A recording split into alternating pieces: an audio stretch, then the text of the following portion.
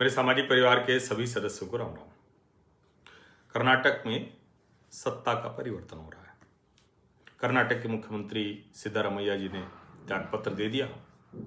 3 वर्ष हो रहे हैं, क्योंकि ये कहा जा रहा था कि 2.5 वर्ष का एक फॉर्मूला सहमति का तय हुआ था कि सिद्धारमैया और डी के शिव कुमार जो उप मुख्यमंत्री हैं, प्रदेश अध्यक्ष भी बड़े ताकतवर नेता हैं।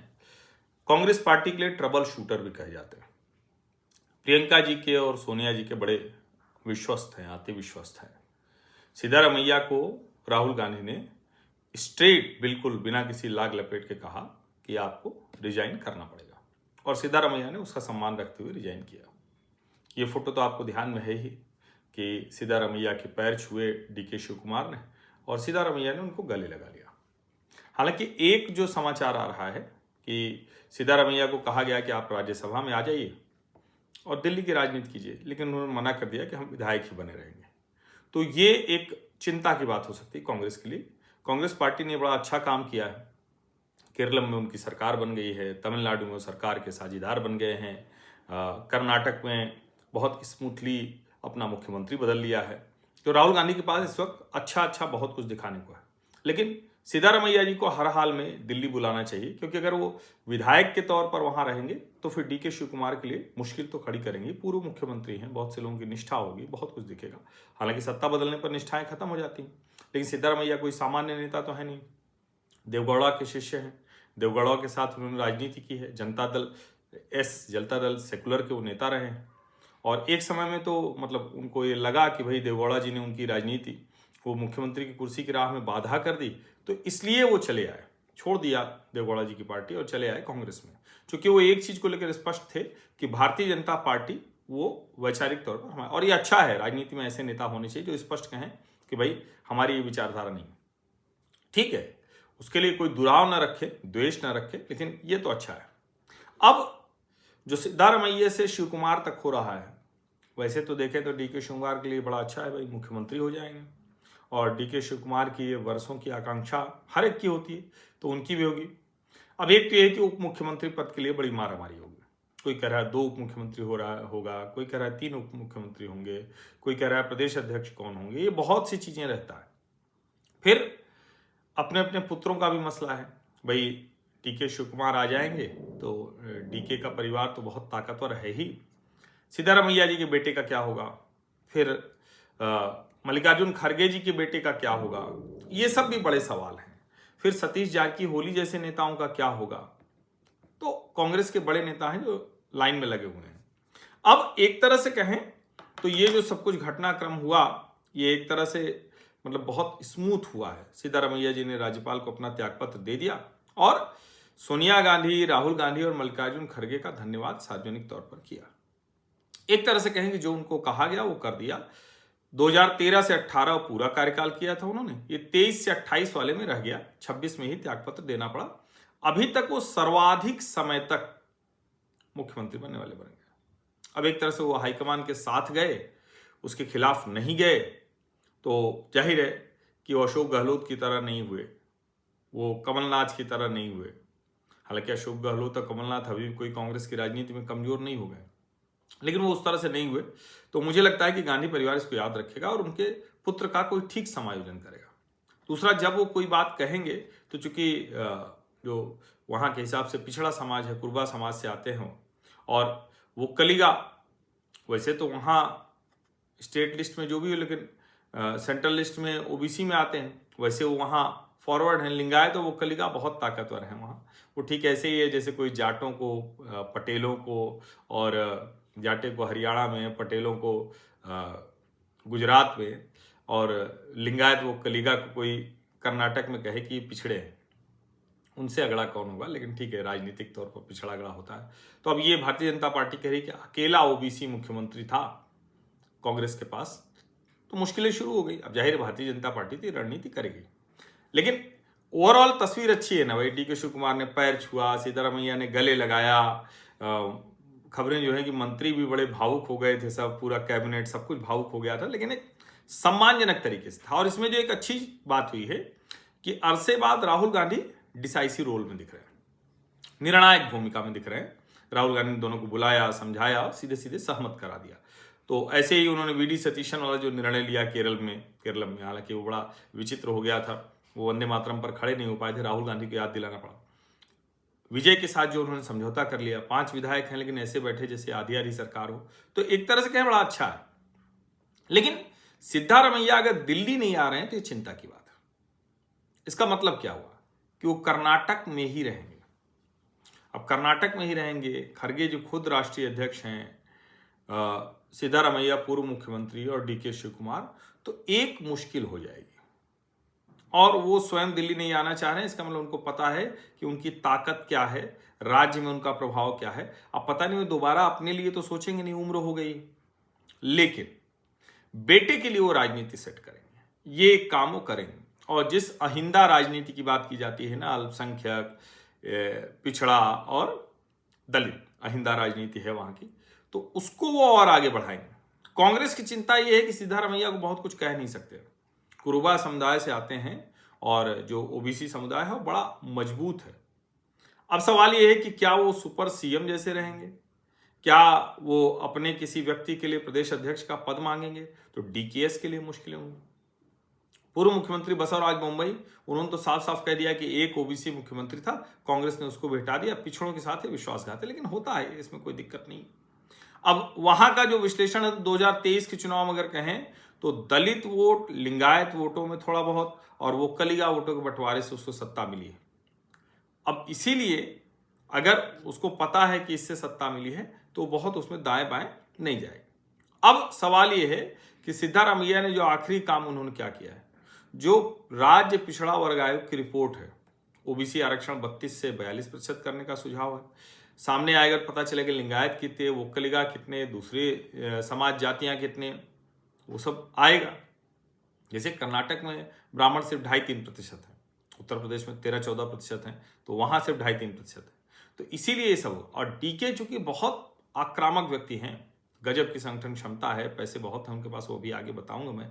उसका दूसरा पहलू ज्यादा चिंता वाली बात है, वो मैं बताऊंगा आपको। बड़ी अच्छी रिपोर्ट आज इकोनॉमिक टाइम्स में है, तो हम लोग जानते सब हैं, लेकिन जो बड़ी अच्छी रिपोर्ट दी है तो मैं उसके हवाले से ही कहूंगा। अब एक तरह से कहें कि बड़े अच्छे से उन्होंने सलीके से धैर्य रखते हुए कोई बात नहीं किया, कुछ नहीं किया, हाईकमान पर पूरा भरोसा बनाए रखा और सब कुछ करके वो कर लिया। कहा जाता है कि 1999 में मंत्री की सूची में उनका नाम नहीं था, तो एस एम कृष्णा पर उन्होंने दबाव बनाया और मंत्री बन गए।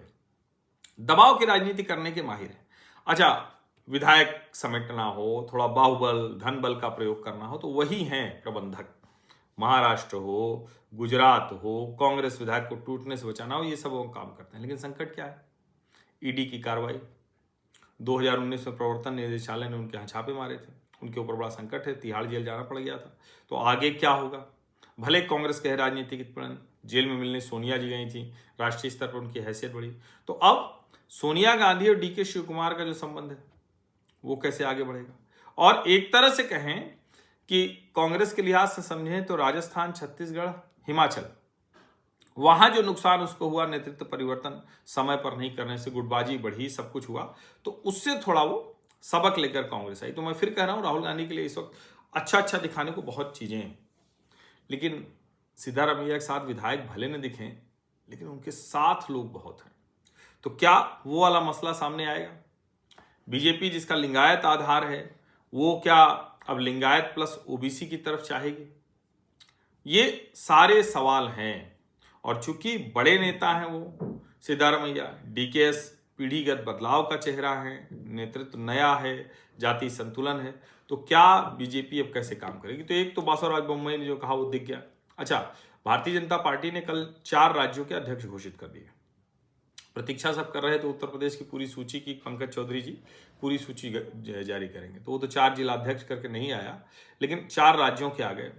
अब कोई कह रहा है कि भाई दूसरी पार्टी से आओ तो 76 साल में भी भाजपा प्रदेश अध्यक्ष बन जाओ।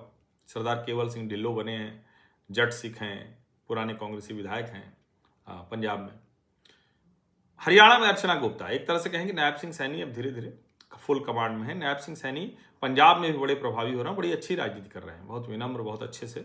खट्टर जी थोड़ा एकदम जिसको है ना खांटी, वो खट्टर जी थोड़ा कट्टर थे, तो इसलिए तो वो दिख रहा है। और वीरेंद्र सचदेवा जी की जगह, वीरेंद्र सचदेवा ने कार्यकाल बड़ा अच्छा रहा, तो अब उनकी जगह हर्ष मल्होत्रा जो राज्य मंत्री हैं, तो अब ये भी लोग कह रहे हैं कि भाई अब अगर मंत्रियों को, केंद्रीय मंत्रियों को प्रदेश अध्यक्ष बना रहे हैं मोदी जी, तो इसका सीधा सा मतलब कि मंत्रिमंडल विस्तार भी जल्दी होना है। अब बीजेपी क्या करेगी, वो सीधे सीधे हमलावर हो गया। त्रिपुरा में भी बनाया, ओबीसी मुख्यमंत्री हटाया गया एक, तो कर्नाटक नहीं हो पाया क्योंकि वहां येदियुरप्पा वाला मसला है। कांग्रेस के भीतर के आंतरिक संघर्ष को हवा देगी। डीके शिव कुमार के खिलाफ बहुत आक्रामक हुई, सिद्धारमैया पे भी आक्रामक हुई थी, कई जमीन और जाने कौन कौन से भ्रष्टाचार के मामले, लेकिन वो चले नहीं। डीकेएस पर चलेगा। वोक्कलिगा बनाम ओबीसी राजनीति, इसको हवा देने की कोशिश करेगी और सिद्धारमैया के जो समर्थक हैं उनकी नाराजगी को आगे करेगा। अब देखना ये है कि जो त्याग अनुशासन की छवि सिद्धारमैया ने बनाई है, इसके आधार पर वो क्या क्या चाहेंगे आला कमान से, ये एक बड़ा प्रश्न है। अब वो तो जाहिर है, ये जो है जिसको कहते हैं ना कि आने वाले समय में ये समझ में आएगा कि कितना वो है, लेकिन ये मतलब होगा, ये आने वाले समय में ये दिखेगा। अब चूंकि एक तरह से कहे ना कि ये राजनीति ये सब चल रही है, उसके बीच में जो मैंने इस रिपोर्ट की बात की, तो ये मतलब मैं क्रेडिट दे रहा हूँ क्योंकि सीधे सीधे इकोनॉमिक टाइम्स में छपी है, जानते सब हैं, लेकिन चूंकि इकोनॉमिक टाइम्स में छपी है तो मैं उसी के हवाले से बताऊंगा, क्योंकि बहुत अच्छी रिपोर्ट लिखी है। मतलब ऐसे समय में फ्लेवर होता है इसमें, हालांकि सिद्धारमैया को पसंद नहीं आएगी। CM wears Prada, Gucci, LV, Louis Vuitton and Ferragamo 2, वो बता रहे क्या क्या वो पहनते हैं। DK Shiva Kumar loves to wear his premium scarf and luxury watches. अच्छा, मेरी अंग्रेजी उतनी शानदार नहीं, मैं हिंदी पृष्ठभूमि का व्यक्ति हूँ, तो इसलिए अंग्रेजी के शब्दों में आपको लगे कि ये वाला तो वहाँ ऐसे बोला जाता है, जैसे बहुत समय तक मुझे नहीं पता था कि वॉक्स वैगन नहीं फॉक्स वैगन, तो हम लोग तो वी से वॉक्स ही कर लेते थे, क्या ऐसे बहुत कुछ होता है, विषयांतर न करें। अब ये दिखा, इसने बाकायदा इकोनॉमिक टाइम्स ने बड़ी शानदार रिपोर्ट छाप दी। अच्छा, ये मुझे भी नहीं पता। डीके शिव कुमार हमेशा स्कार्फ पहने रहते हैं ना, स्टोल कह लीजिए, स्कार्फ कह लीजिए, वो पहने रहते हैं। अब ये कितने का होता है, आपको है कल्पना? Gucci printed scarf in jacquard wool $500 to $690, यानी भारतीय रुपए में इसकी कीमत है 48,000 से कितनी, ये देखिए, ये है 66,240। ये मैं आपको दिखाई देता हूँ, ये पूरा डिटेल डाला हुआ, हर उसकी कीमत लिखी हुई है, ये देखिए हर उसकी कीमत लिखी हुई। बड़ी अच्छी रिपोर्ट ये है, तो मैंने कहा इसका जिक्र करना चाहिए। अब आगे आपको मैं बताऊंगा अभी आगे क्या है, तो ये जरा सुनिए, ये चिंता की बात क्यों है। फिर दूसरा है लुई विटॉन का रैग जैविक स्कार्फ, 1,000 से $1,400, यानी 96,000 से 1,34,000 सिर्फ स्कार्फ। एक और डाला है कार्टियर सेंटोस वॉच, ये $45,000 से $55,000, यानी 43 से 53 लाख। फिर फेंडी टाइमलेस स्कार्फ है $720 का, 70,000। Barbari classic check cashmere scarf है $550 से $900, ये है $52,000 से $86,000 रुपया। रोलेक्स की कोस्मोग्राफ डायटोना है $18,000 से $55,000, बाप रे, 17 से 53 लाख। फरगमो गैंसिनी स्कार्फ है, ये भी हुए 35,000 से 52,000। इनके बारे में कहा जाता है बड़े हाई प्रोफाइल आदमी हैं, बड़े अंदाज में रहते हैं शिव कुमार, और कुछ छिपाते नहीं, पैसा है, पैसे का उपयोग करते हैं। अब एक तरह से कहे तो इसमें तो कोई बुराई है नहीं भाई, पैसा है तो पैसे का उपयोग तो आदमी करेगा ही, और न करना हो तो फिर मतलब क्या है, ये भी बड़ा सवाल है। तो अगर करना ही नहीं है तो फिर तो काहे को जो है मतलब परेशान हो आदमी, पैसा कमाए, उसके लिए 4 झंझट भी हो, CBI ED भी आए, तो कम से कम पैसे का उपयोग करें। लेकिन जरा सोचिए, मुख्यमंत्री आज मतलब बनने की ओर बढ़ रहे हैं, और उसमें ज़्यादा चर्चा क्या हो रही है कि 1 लाख, 1.5 लाख, 13 लाख इतने का वो कपड़ा और घड़ी पहनते हैं, उनका स्कार्फ। और ये कितनी फैमिली एसेट है डीके शिव कुमार की, आप जानते हैं? देश के सबसे अमीर विधायकों में से हैं, 1400 करोड़ की उनकी पारिवारिक संपत्ति है। अब उनके बारे में एक और रोचक जानकारी मैंने पढ़ा कि वो मूलतः एस.एम. कृष्णा से प्रेरित है। एस.एम. कृष्णा भी बड़े अच्छे कपड़े पहनते थे, बड़ी अच्छी घड़ियां पहनते थे, वो भी बहुत टिप टॉप रहते थे, सूटेड बूटेड रहते थे। तो ये उनसे है। He is among the richest ministers in the country, he can afford to play with brands. एक सीनियर IAS ऑफिसर ने कहा। ठीक ही बात है भाई, जब इतना पैसा है तो कर ही सकते हो। 1400 करोड़ बहुत होता है भाई, 1400 करोड़ का ये बहुत ज़्यादा हो जाता है। अच्छा, लोग उनको कहते हैं बड़ी मदद भी करते हैं, सब कुछ करते हैं। जब इतना धन धान्य होता है तो थोड़ा मदद वदद तो आदमी करता ही है। लेकिन मुख्यमंत्री बनने जा रहे हैं और उसमें ऐसी रिपोर्ट्स, ये बहुत सुखद तो है नहीं, परेशान भी कर सकती है। और जाहिर है इतनी संपत्ति और इतना जब सब कुछ होता है राजनीतिक तौर पर, तो उसके अपने लाभ हैं लेकिन उसके नुकसान भी हो सकते हैं। ऐसा नहीं है सिद्धारमैया जी के पास पैसे नहीं है, ऐसा नहीं है कि उनको कोई कमी है, लेकिन अब ये सब चर्चा पहले दिन से हो रही है, तो DK शिव कुमार के लिए ये बहुत अच्छी खबर नहीं। फिलहाल उनको शुभकामनाएं, वो मुख्यमंत्री बनने जा रहे हैं, अच्छे से राज्य चलाएं, क्योंकि राज्य की स्थिति बहुत अच्छी नहीं है। प्रति व्यक्ति औसत आय तीसरे नंबर पर थी, बहुत चीज़ें गड़बड़ हुई। जो 5 गारंटी, जो फ्री बीज पॉलिटिक्स, उसने कर्नाटक का बड़ा नुकसान किया। पिछले कुछ समय में बेंगलुरु से बहुत लोग निकलने लगे क्योंकि ट्रैफिक की समस्या बहुत हो गई, दूसरी समस्याएं बहुत हो गई। वहाँ के बड़े बड़े उद्योगपति बोलने लगे, वो सब कैसे ठीक करेंगे ये सारी, और सबके बाद 28 का चुनाव कैसे जिताएंगे, क्योंकि भारतीय जनता पार्टी भी कोई कसर तो छोड़ने वाली है नहीं। वो भी चाहेगी कि पूर्ण बहुमत की 5 वर्ष की इस बार की सरकार 28 में मिले।